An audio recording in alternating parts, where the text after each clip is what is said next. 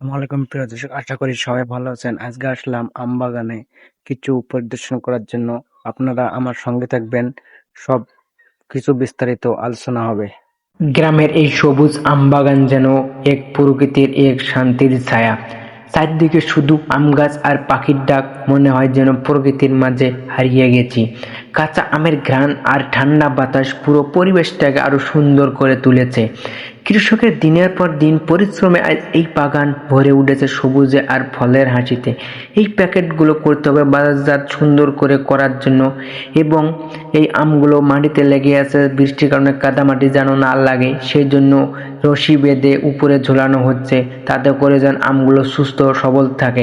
আমি আম খাওয়ার জন্য প্রস্তুতি নিচ্ছি এবং আমটা খেয়ে ফেলতেছি। দেখতে পাচ্ছেন আপনারা, এই আমটা খেয়ে অনেক সুন্দর স্বাদ পাচ্ছি এবং অনেক সমস্যায় আমাকে শরম লাগছে, তারপরেও আমের সঙ্গে একটু মজা বিনিময় করতেছি এবং ভালোবাসা বিনিময়। দেখতে পাচ্ছেন এই আম বাগানটা অনেক সৌন্দর্য এবং প্রকৃতির মাঝে অনেক ছড়িয়ে আছে।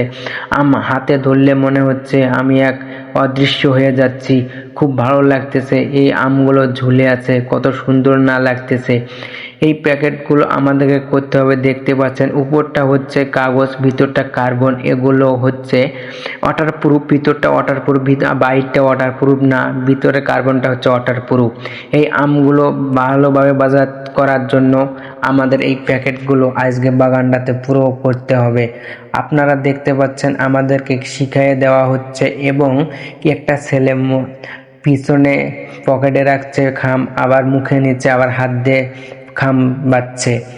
আপনারা দেখতে পাচ্ছেন বন্ধুরা, এই আম বাগানে আমরা কত পরিশ্রম করতেছি। এই পরিশ্রমের ফল আমাদের এগুলো। এই হাসির কারণে আমাদের কত পরিশ্রম করা লাগে আপনাদের জন্য, এগুলো ভালোভাবে ঘরে ঘরে পৌঁছানোর জন্য।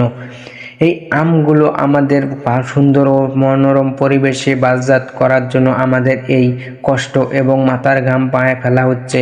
এবং দেখতে পাচ্ছেন বন্ধুরা, আমাদের এই আমটা কি সুন্দরভাবে প্যাকেটজাত করা হচ্ছে, অতি সহজে যেন আমটা নষ্ট না হয় এবং ভালো থাকে আমটা। সেই কারণে আমাদের এই আমগুলো বাজারজাত করার জন্য ভালো করে প্যাকেট করা হচ্ছে। আর এবং দেখতে পাচ্ছেন এই আমগুলো কত সুন্দর এবং মধুরময় দেখা যাচ্ছে। এক এক আপেলের মতো ঝুলে আছে এই আমগুলো। এই আমগুলো দেখতে খুব সুন্দর লাগতেছে ও ভালোবাসা অবিরাম।